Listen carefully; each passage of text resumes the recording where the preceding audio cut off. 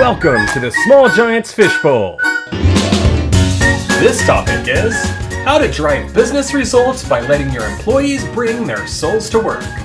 Join Culture of Good co-founders Scott Moorehead and Ryan McCarty on how to increase employee engagement and get better team results by letting your employees bring their souls to work.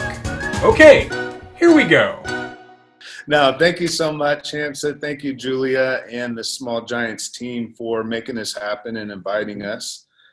We always appreciate the opportunity to share our message and the story of Culture of Good.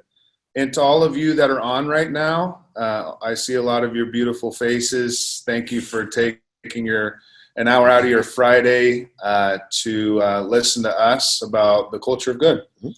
So again, this is Scott over here, and I'm Ryan. And I'll kind of give a little backstory to how this all came about, and you can just interrupt me as we go. Cool? It's your world.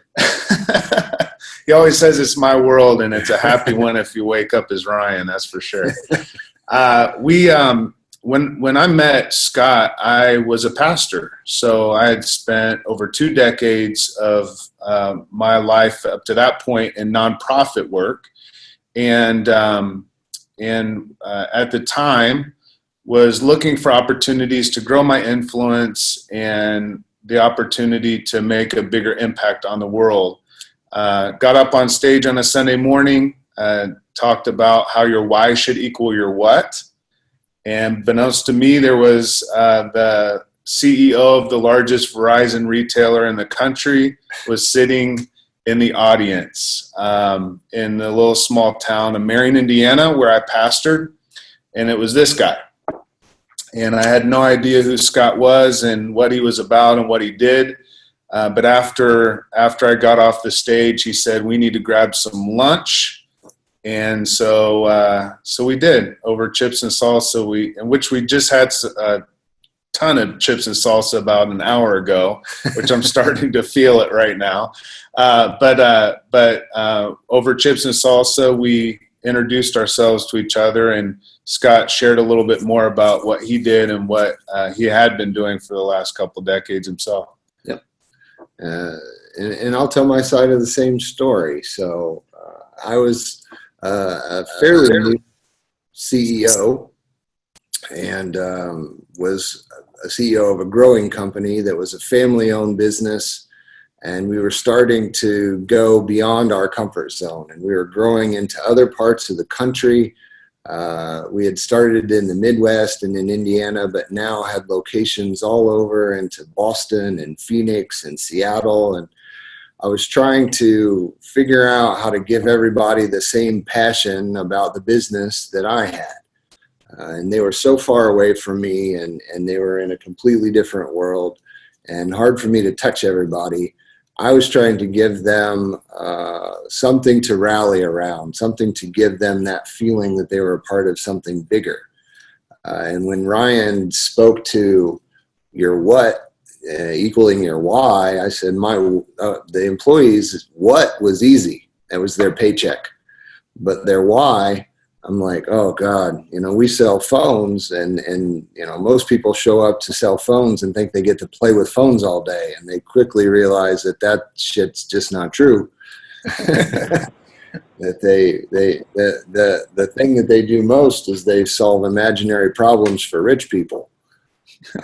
And that starts to get old very, very quick. So ultimately, when he said that message, I said, as any good CEO should do, I was being very frugal, thinking, this pastor guy, he's going to give me some really good advice, and it's probably free. So I'm going to utilize that connection, and I'm going to buy the guy some chips and salsa and see where this mentorship takes me. And then very quickly, he talked me into hiring him. That was my free advice, which didn't turn out so free for him. And it was a little awkward because I was a little worried about what his current boss may do to me. The man upstairs. Yeah, and it was like me and God. And I'm like, that just doesn't really, it's not apples to apples here. So that was where we started. And we came up with a lot of creative ideas and hit it off really, really well together.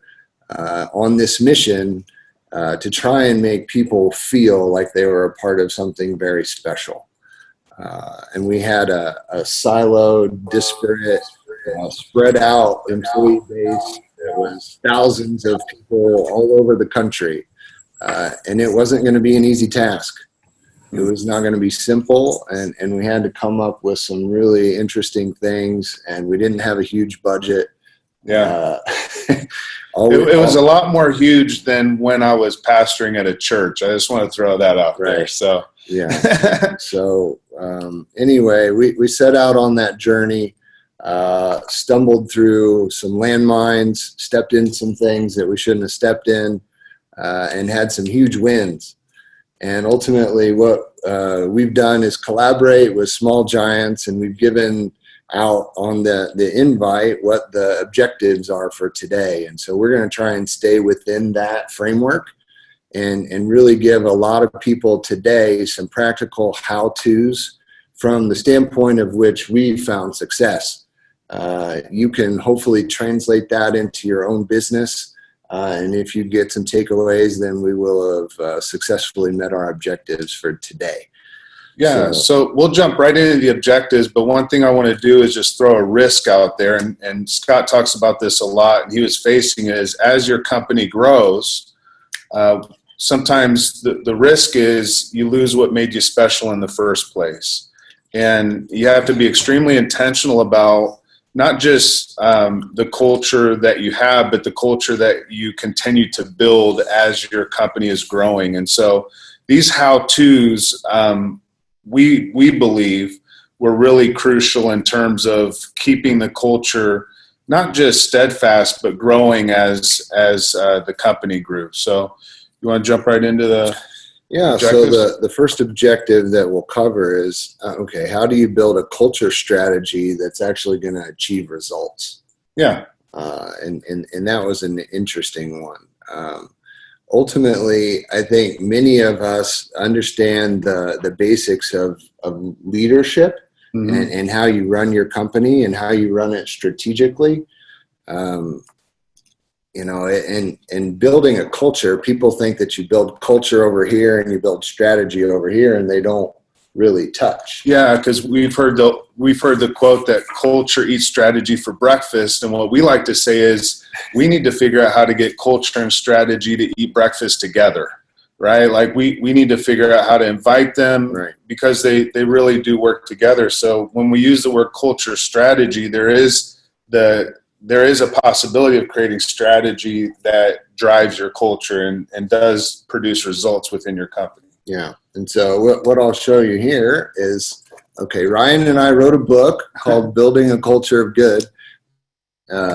And on the front of it, it has these 3 concentric circles.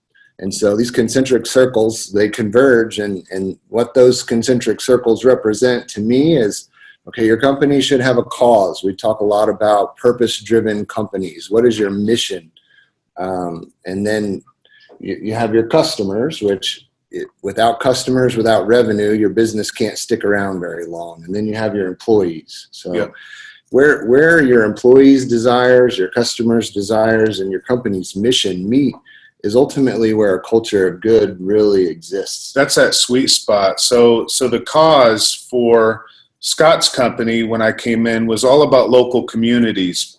So the instance for every business is going to look different for what you do and what your current business strategy is. And so where are you located? Who are your customers? Who are your employees? Not just as a financial transaction, how to create a better customer experience or customer service, or how to have a better employee journey, or how to have a community effort. Like Scott said, a lot of times those are so siloed off in terms of efforts, and it creates a scenario where we're putting way too much effort into one thing and not focusing on the other 2 at the same time. Right.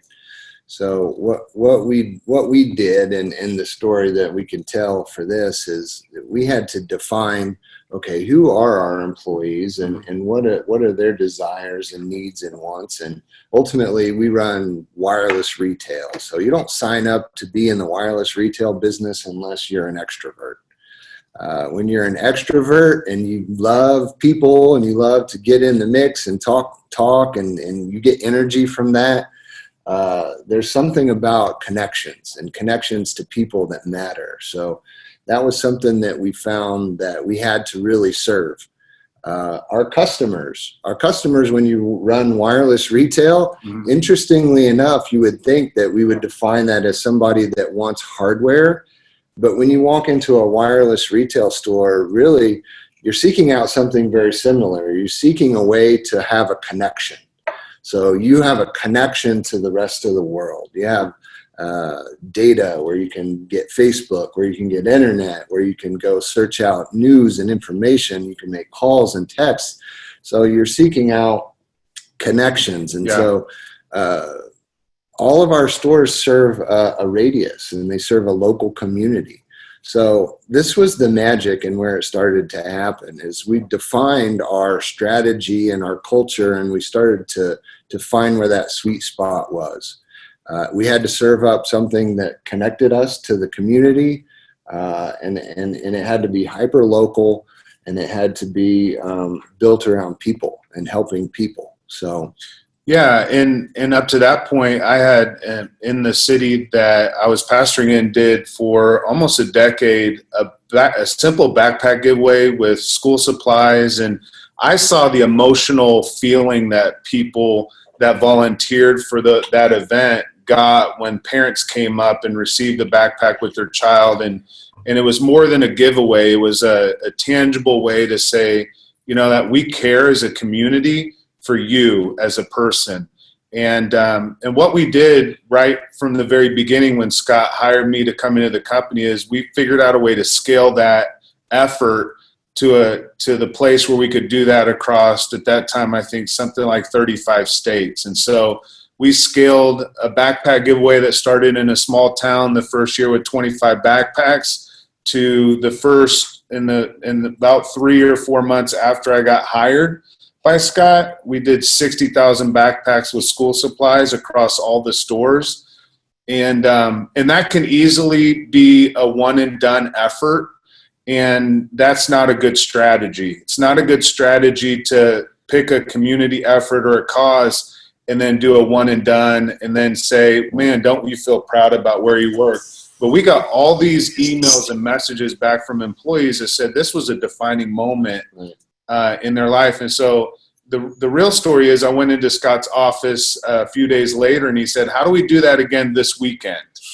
And I was like, we don't, because logistically it's impossible. But I think the question was powerful that he was asking. Yeah. He was asking, how do we keep that fire of emotional passion ignited within the people's hearts and their souls? And that we had to decide how to create a strategy around. And so creating a predictable cadence of giving back and doing good, which we'll get into in the next objective. But there was a definitive strategy around doing that. And Scott likes to talk about specifically about the minimum effective dosage given to each one of those. So if we circle back around and sort of sum up, how do you build a culture strategy that achieves results? Our culture of good and the platform that we speak from and to is all about defining that culture and making it linked in with your strategic vision. So your company has a strategic vision of how they'll make money. And so where that meets with your employees and where their desires are and your customers and where their desires are, if you can give that the proper dosage, and you're giving strategy and culture the same amount of effort at the same time. Because what many failures happen and what we see time and time again is that you stop what you're doing really great in business and you go work on culture, and something over in your business side breaks. And then you're like, oh gosh, we got this really great culture, but we forgot to drive the business. And now that's suffering. And then you stop on the culture side and you go back over to the business side and the culture side starts to break. And it's just this circle that you can't ever get traction. So that's how you give it the minimum effective dosage so nothing breaks. And that's ultimately how you can build a culture strategy that'll drive results. And so we'll sort of wrap that objective up and move on to the next how to. Yeah. So this speaks to what he was talking about too, is how to build community or a cause. Again, when we talk about Scott's company, it was about local community, but every instance is going to be different. So we use the word cause. How to build a cause programming that drives engagement. And I'll start with this, because when he said, how can we do that backpack giveaway again this weekend? And I said, we can't. He had that Steve Jobs look on his face, like, oh yeah, we can do this. But I knew what it took to actually do that. And so what we had to do is we had to get creative in terms of how do we start engaging employees. And to be honest with you, we didn't do this well in the very beginning. We thought, all right, let's have this big good that we do across the whole company. And let's start empowering and giving autonomy to the employees to go and volunteer. So let's give them volunteer hours. Let's get them involved in local community. And what we found is by starting with just a big event that was kind of a one and done thing, and then giving volunteer hours to the employees, there wasn't a lot of engagement with that. They didn't really, and I hear that from a lot of companies. They're like, we give our employees time off to go volunteer, and they say they want it. I read this blog and it says all millennials just want to give. And then I give them time to do that and they don't go out and do anything with it. And there's a lot of frustration around that. And we quickly figured out that we had to approach doing good and giving back and engaging the employee and the customer through programming it. So creating a cadence that was predictable. And we came up with a 3-tiered approach, what we call big good, our good, and my good. So big good, our good, and my good. Big good was very similar to the backpack giveaway. But every quarter there would be a different type of hyper-local give back, where employees across the entire country would give back and do good collectively together. And what we encourage them to do, and we'll get this into another objective, is share it on their social media and share it with their fellow employees, and do that in order for all the employees across the entire country to feel like they're a part of something collectively together. And so that was the big good. It happened on a quarterly basis. Then it was our good. When we did our good, it was about the local store, or if at corporate, it would be be one of the departments. Each of those would have their selected charity that they would get involved with on a quarterly basis themselves and volunteer their time collectively as a team. Mm-hmm. That was our good. And then my good was something that would have been similar to the time off and the giving back, that was more individualistic. But what we found is the team building and the organizational building around community and doing good around a cause mattered as first steps toward giving the employee time off to volunteer themselves as an individual, because they felt like they were part of something big. And so we programmed it. We were very specific about it. We had specific give backs. As a matter of fact, Culture of Good now offers something like 9 to 12 different types of give back kits that any company can get involved with to build that big good type effort. And then like cause consulting around how do we do this ourselves? Because like Scott was saying, he knows his customers, he knows his employees, but to really dive into who those people are for you is going to look completely different. So we aligned it from the top down, and we gave the big good a very specific direction. Mm-hmm. And then we started building the pyramid. And as you move down the pyramid, you've got more people, and you have to break them up into tribes. And so these tribes, they get to decide on their own, like, oh, the company, and they see that what we care about. And you say, hey, your tribe gets to pick your own thing. And so now they feel part of something that is a little smaller and cares a little bit about something more specific that's closer to them. And then all of a sudden, once you get down to the bottom layer, now they've got that permission.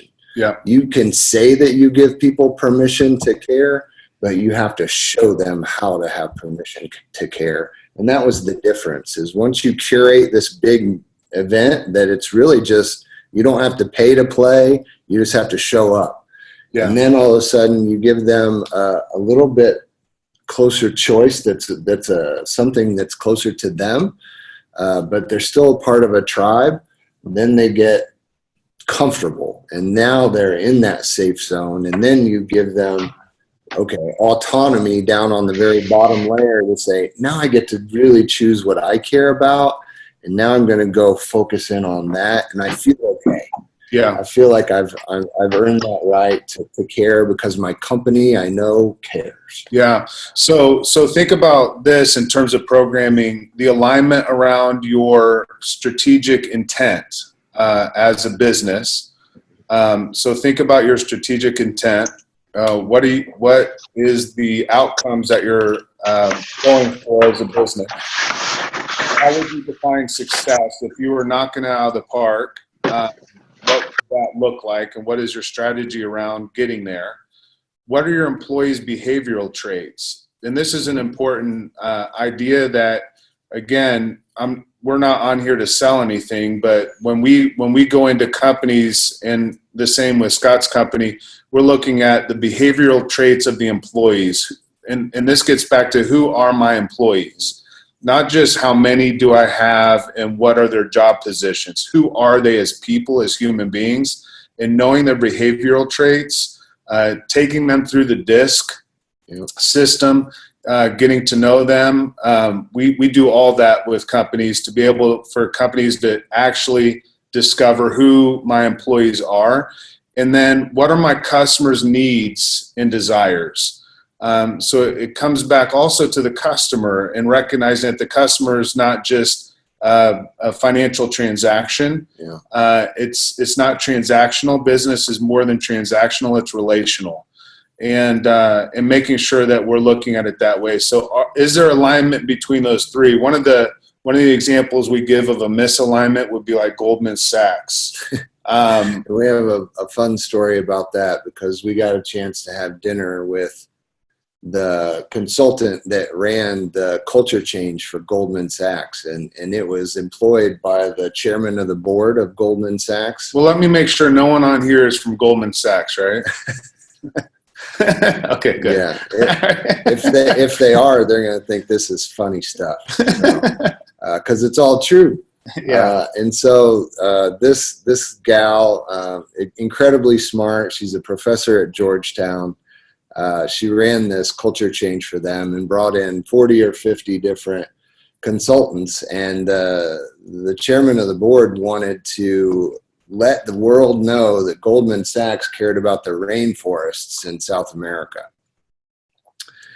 And because that's what he was passionate about. And he was extremely passionate about it. And it's a good cause. And so is his wife. And yeah, I believe in it too. That's great. No real care was given to what the employees of the Goldman Sachs company cared for, or the customers, or the strategic intent of the business. She told us that, and we started falling out of our chair laughing. And she's like, "What is so funny?" And I was like, "How'd that work out?" And she said, "Well," and her contract was for tens of millions of dollars, and her consultant team was in there for over a year.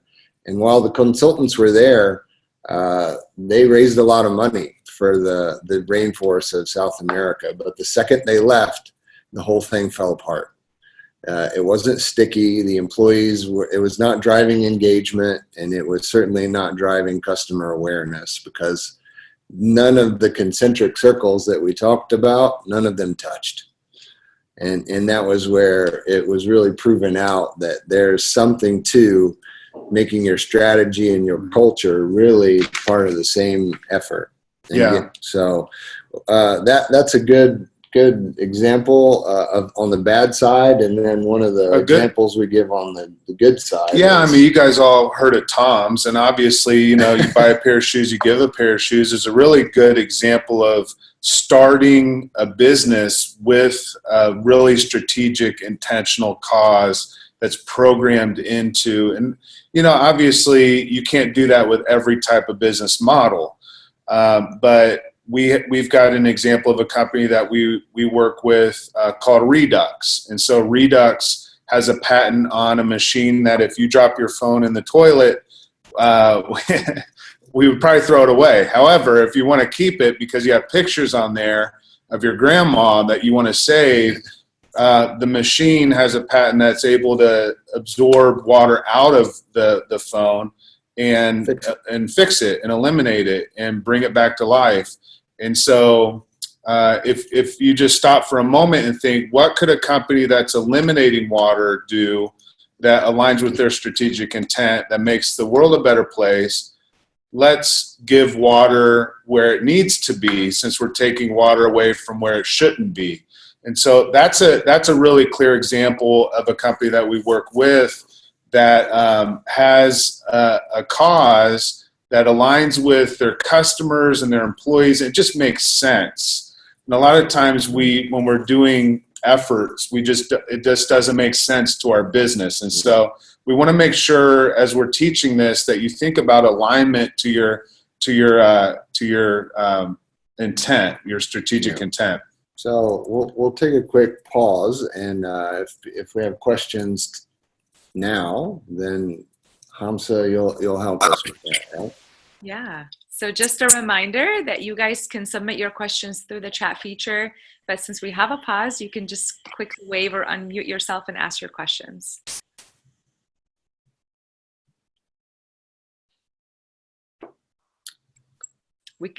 We'll keep going, and then I'll keep looking at the chat feature. Yeah. We'll try to be a little more confusing moving forward so we have more questions. How about that? We're not going to give all the answers anymore. All right. So the third objective is how giving permission to care is the secret to engaging your employees' souls. And that is really important to what we talk about. Originally, when we decided to do this type of effort within Scott's company, we're like, you know what? Up to this point, there was a lot of checks given and a lot of donations and a lot of good being done already in the business. The question was, did every single employee know what was being done, and were they involved in that? And was it connecting to their own passion? When we talk about someone's soul, a lot of times I get this feedback like, is this, you were a pastor, now you're talking about your soul, is this a religious thing? And the answer is no. Like the answer, like how I define soul is your heart. It's the center of your passion. And so is it connecting to your employees' passion? Is it really engaging them on a soul level? It's cellular work in the same way that you would anything that impacts the soul of a person or their inner person. And so giving them permission to care really is the secret to engaging them on that level. Yeah, and so we've got an example of the big check donation that we have a hard time with this one. We see lots of business owners write that big giant, Bob Barker style check, and they give it away. And in their speech, they inevitably give it away on behalf of their employees, and that's the great thing to do. And then if you were to go back and ask the employees whether or not they were proud of that, we more oftentimes than not find out that didn't really engage the employee on any sort of soul level. And you do that with the best of intentions, and we never want to dissuade any business owner from giving back and philanthropy and showing that you're behind great causes. We just found that if you can push that out and push the further away from you as an owner, you can push your giving, the more engaged your employees will get. And so we talk a lot about making a promise and feeling the pride. Yeah. And so promise and pride is a big thing around here.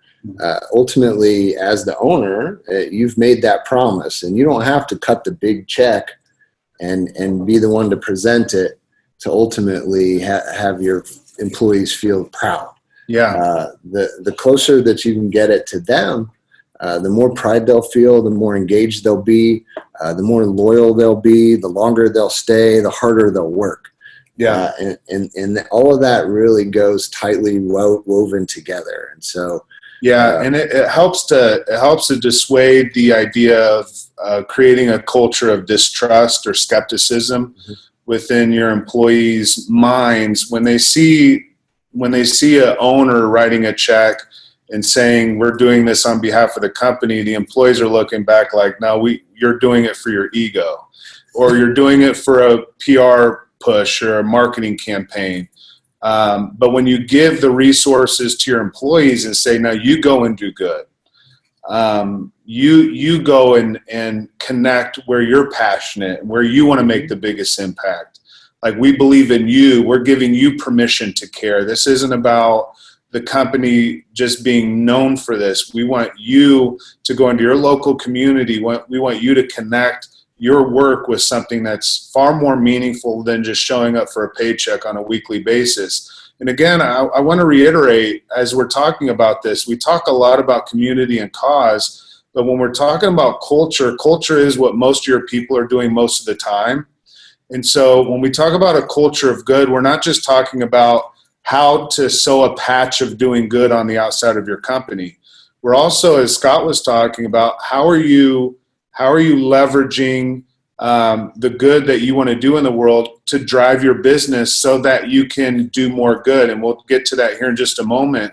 But a lot of our conversation ends up sounding a lot like, how do we start a philanthropic movement in the business? And that's not what culture of good is. And that's the next takeaway is, how do I drive profits by investing in people rather than seeing profits as evil? Yeah.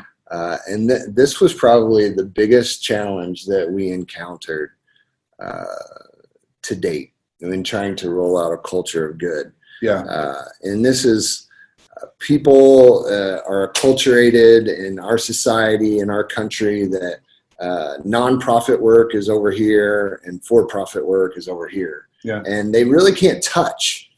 They're not allowed to, if you have until the nonprofit needs a check from the for-profit. Right. That's the only time they interact. That's the only arrow that ever gets drawn between those two things. And that, if you're a for-profit business, you have to be ran by highly compensated people who have lots of degrees, and you have to be ran really efficiently, and you're really driving shareholder value. And then a nonprofit is all supposed to be ran by people who don't make much money. And if you have any organization whatsoever, then your overhead's too high, and I don't want to donate to you. Yeah. And we see a place where you can live purely in the middle of those two things and actually use the nonprofit soul to drive more profits for your business. And this one was a difficult one because people are so in that groove where they can't touch that. Once you suggest that they do, they start to question your intentions and your authenticity. And that's where making those promises comes into play. And you have to make a promise, and you have to keep that promise. And that promise is that as these profits come in, we will do more good. Yeah. And so you have a nice tagline that I can never repeat for the life of me. Well, we should never do good to be seen, but we should always be seen doing good. We should never do good to be seen, but we should always be seen doing good. Mm-hmm. There's 4 areas that individually we're able to share our resource with the world, and as an organization, as a company, we can do the same. That's with our time, number 1, our talent, and our treasure. We've heard of that, time, talent, and treasure. The last is with our testimony. What makes me unique as an individual, as a person, as a human being, is my story. Mm-hmm. What makes Scott unique is his story. But what makes us unique as a business is our story. And what makes your business unique is not the products you sell. It's not your customer service, because everybody wants to act like they have the best customer service in the world, and that's the greatest business differentiator that has ever been. And it's not a differentiator if everybody claims that their customer service is the best. What makes you unique as a business and what differentiates your business from every other one is your story. So giving back and doing good, engaging your employees, engaging your customers on a soul level, making that part of your story rather than just making it part of a marketing campaign or making it part, but being willing to share that, but doing it authentically. Knowing that the good that we do is very contagious. And I like to say, if you're stricken by the sickness of doing good, you should sneeze on everybody, right? Like you should get, the more we share the good that we do, the greater good happens in the world. But doing it authentically and being consistent with it, as Scott was talking about, making it a promise to your employees that this isn't something that we're just going to do and we're going to push out as PR. We're going to be consistent with it and ongoing with it. That's what creates that culture of good, where it's not skepticism, it's not distrust, but people know that you're doing it for the right reasons. So that was a big one for us, and it was all about training our employees and educating them on big good, our good, my good, and how that's not a check the box exercise. That is a way for you guys to brand yourself. So every salesperson, ultimately, if they're really great at sales, becomes their own brand. And so we've got, in a retail setting, in a wireless retail setting, about 90 seconds to figure out how to build trust. And so I said, man, if you're going to build trust, you might as well tell a story about how you get involved in the local community, because the way that there's a wireless store on every corner of every block in every neighborhood in the damn country, how are you going to set yourself apart? And you have to build your own brand. And like Ryan said, every wireless retail consultant you'll ever meet has the best damn customer service ever. Tell them something that's really unique and something interesting.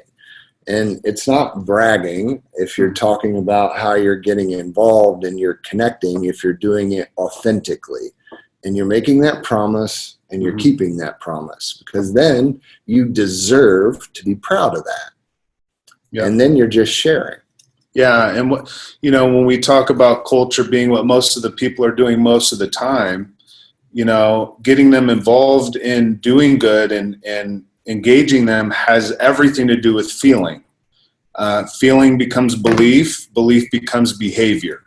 So culture is the lump sum of all the behavior and beliefs of your people. And so in order to get to belief, people have to feel something. So the backpack giveaway created an emotional disruption. There was a feeling there. When they go into nursing homes, there's a feeling there.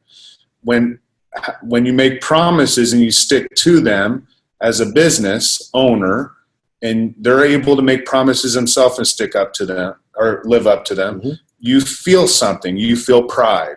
That pride results in a belief that there's something to be proud about, that there's something to share. Yeah. And it goes from bragging to inspiring. And the sharing part of it is where you start to tie it to profits. And that's where you can actually tell a story to a customer and let them care as much as you care. And then they, all things being equal, will give you the opportunity to earn their business. You can still mess it up. Don't get me wrong. Your business has to be solid, but what Culture of Good has done is engaged employees on a soul level, giving them the pride to talk to customers about what we do that's beyond the core mission. So it's the causal mission. And when you tie those two things together, you give yourselves an inch of separation from the competition. That's all it takes. So that's how you tie your corporate strategy and your corporate culture together to drive profits. So we've got some questions, Hamza? Yeah. Thank you guys so far. Wonderful information. This is from Carl. So he asked, how do you try to balance between the company goals versus employees' interests and passion? Like you're saying, the company's goal may be in a different direction. Some employees care deeply, others not so much. Yeah, and it's really a lot of what you just talked about, actually. But what I was going into is that, okay, so you may have some kind of charitable cause, and some employees care about that and some don't, and there's varying levels of engagement. Sure. And do you have specific activities to draw people into that larger thing, in addition to saying you can also go out and contribute in your own way? Yeah, I'm certainly with that three-tiered approach, and thank you for that question. It's a great question. With that three-tiered approach, you hit all the bases. If you only take one of those tiers and you say, this is what our company's passionate about, now you guys all need to be passionate about it as well, it goes nowhere. And so if you do have a consistent, predictable cadence of giving back, so it's not once a year, but there's several different opportunities, and go kind of diverse in that way, then you can do that big good, where they may not be as crazy about that opportunity at first, but they're all collectively as a team getting involved in that together. And what we found is engagement comes alive when, a lot of times, when people have the opportunity to go in and do something that they didn't know that they had passion in the first place. So creating more of those opportunities throughout the year to do something. I know of one employee that didn't want to go into the nursing homes. It was the big good for that quarter. He had no interest in it. Hearing back from when he went in from peer, there was some accountability around it and some peer pressure from his fellow employees and colleagues, and they said, no, come along with us. He got into that nursing home, sat down with an elderly gentleman that told him war stories and how he didn't have any grandkids to come visit him. And then by the time the day was over, that one employee that said, that's not my passion, I don't want to do it, had an adopted grandpa and has gone in and played cards with him every week ever since. And what we found is really, like, once you build this in as part of the culture, again, where it's not just like, hey, we're going to have this cause that we do on the side, but this is more than what we do. Being able to look at your employees and saying, this is who we are and this is why. This is who we are. This is a part of our DNA, and really weaving that into every aspect of the business. So once we did those big good events and got everybody involved and really made it an obligation to get involved in that, our good and my good just followed right along with it. And they had the autonomy to choose what they were very passionate about individually as well. I'll be a little bit more brutal and direct. You're going to have employees that don't give a shit. You just will. And, we have thousands of employees spread out all over the country, and they came here to sell phones. And they said, this whole touchy-feely culture of good crap's not for me. And so over time, that stuff starts to weed itself out, because we've weaved it into the way that we recruit, in the way that we bring in new employees. And over time, those people don't want to be here. And we've found plenty of people that can sell phones that also care about our cause. And we didn't shove them right out of the gate and say, you have to care, because they were really good at their job. And it's a balance, but it takes uber commitment from leadership to just going in that direction. And you will encounter those instances where employees will look at you in the eye and say, this whole giving back thing is a distraction. Yeah. And you have to really stand your ground and say, let me prove to you how you can get better at your job by caring. And let me be the first person to tell you with a great deal of certainty, every single person on the planet cares about something. And all you have to do is care about that person enough to find out where their door is cracked. Yeah, we do that all the time. We sit down with an employee and hound them until we get their soul to wake up. You have to find out what moves them. Yeah. There is an instance where they've been moved to tears. And if you can get them to come off of that, then all of a sudden the door is cracked. And then you can shove that baby open with a big Wolverine boot and show them how caring can really benefit them. Yeah.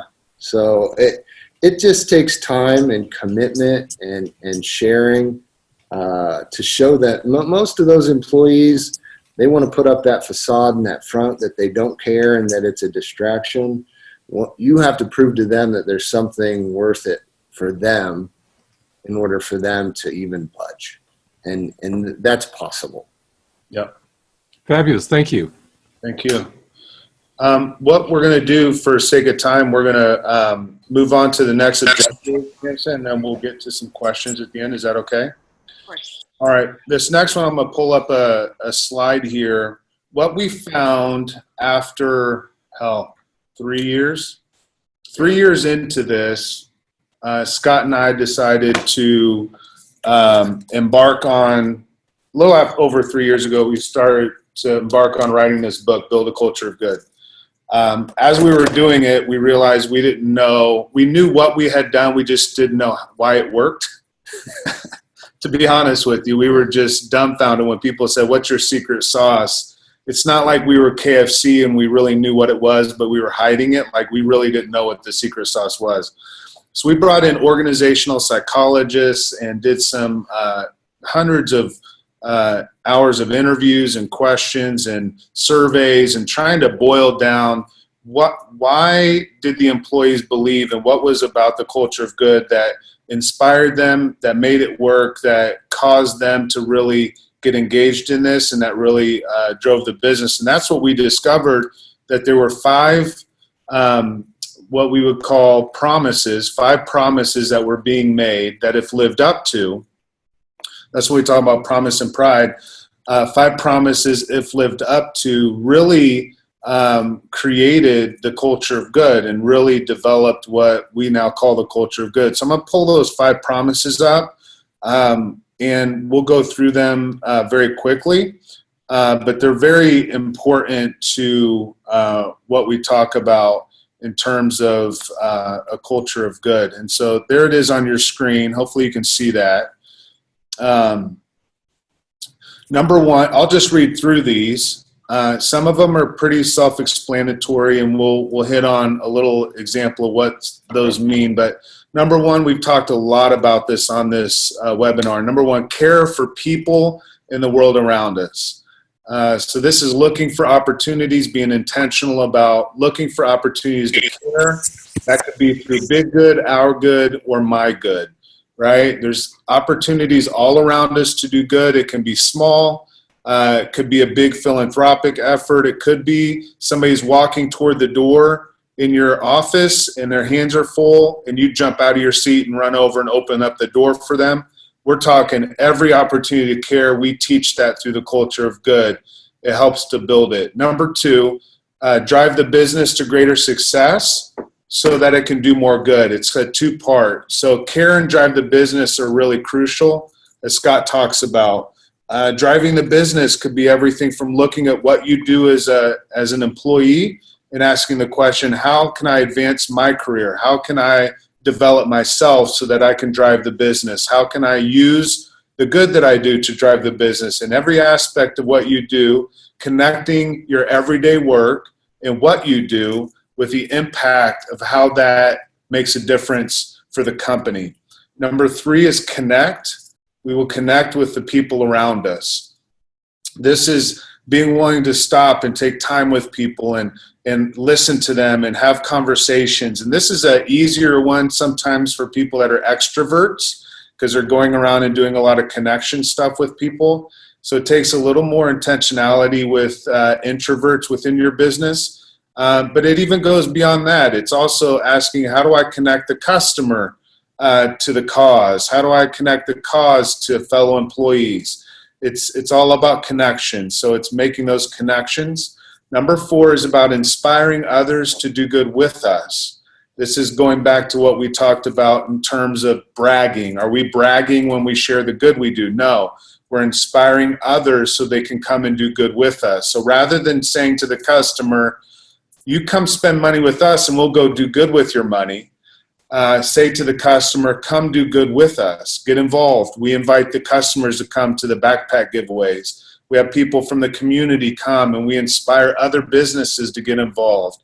We end up inspiring nonprofits through our for-profit work to do greater good in their local community. And so it's all about inspiring others to do good with us. And number 5 is to be authentic with our words and actions. This is all about consistency. This is all about saying, if I'm going to make a promise, I'll live up to it. My words and actions are going to complement each other. And you can trust what we say we are and who we say we are, because we're authentic and genuine around this. It's really important as we teach this. We have workshops around this, and I do the workshops, and a lot of times people ask, like, all right, I feel like we're really big on caring, but we don't have the drive the business, or we're big on drive the business, but I don't feel like we're inspiring others. And that's what we teach, is we have to be focused on all 5 of these all the time. We're human. Companies are human. Organizations are human in a sense. They fail. They make mistakes. We don't do this perfect all the time. Scott and I are not doing this webinar because we're the culture experts on the earth. We're not doing this because we're perfect at this all the time.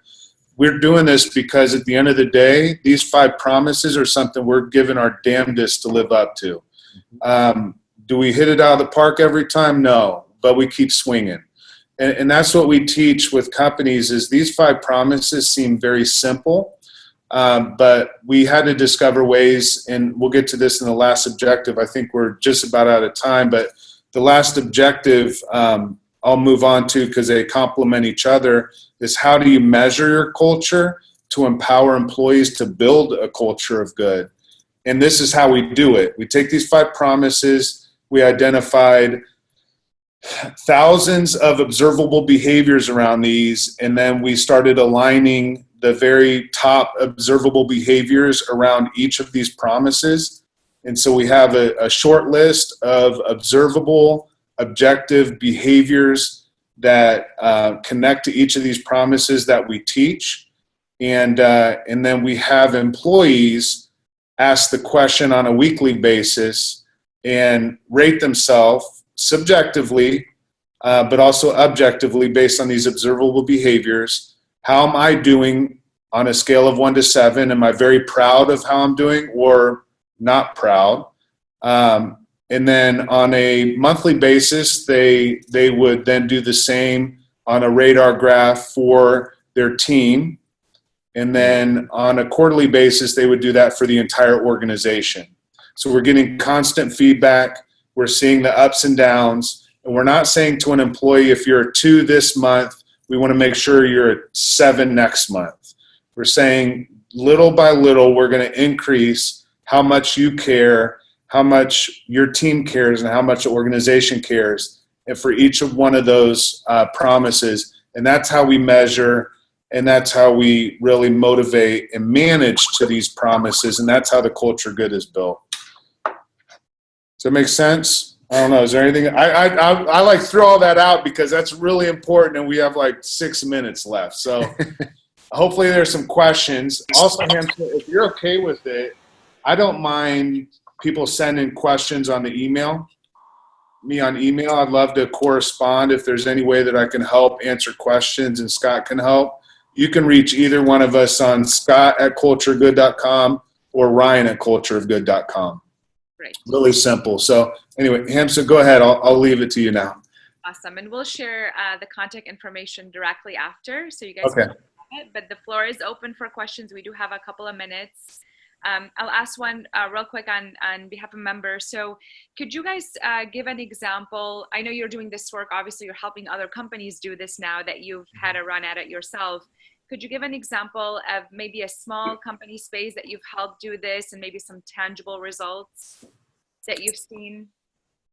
So I have an interesting one, actually. So, and this was for, it's an organic produce delivery service here in central Indiana. And it's actually a CEO that I've known for quite some time. And he was trying to put together a program where he was going to go into food deserts, and he was going to set up mobile food delivery, and he was going to try and get government backing, and he only really wanted to do it to try and make money. And I was like, dude, you're messing up. Don't look at that as a profit center. Look at that as your marketing. It's like, that's your culture of good. Like, figure out how to pull that off. And then when you're delivering organic produce to all these suburban households that are going to pay for it, that's your link to try and get more business. Yeah. And he didn't understand it, and he didn't believe it. And he fought it for 2 years, and he didn't do it. And then ultimately, finally called him and said, you know what? Remember that idea we had? We think we want to do something around that. Now he's changed his marketing plan, and he's included a culture of good. And now every time you buy a bin of organic produce, he gives away a bin of organic produce. And his customer base and the amount of market share that he's got here in the Indianapolis market has shot up by 10% just in the last couple of months. And it's been phenomenal, the resonation of the messaging that he has used. And it wasn't, okay, I sell organic bananas for the same price as Kroger. Like, that didn't work. And it was like, how do I, and his employees already believed in it. They were like, we've got all this extra food, let's give some of it away. And so the thing that they didn't do was actually tell people. And once they started to tell people and made it more formal, and they made it part of their story, their customer acquisition and employee engagement shot right up. And so that's a Green Bean Delivery. If you want to go check them out, Order some food if you're in the Indy area. yeah. Okay, well that's it for this one. Check out more Fishbowls exclusively for the Small Giants community at smallgiants.org.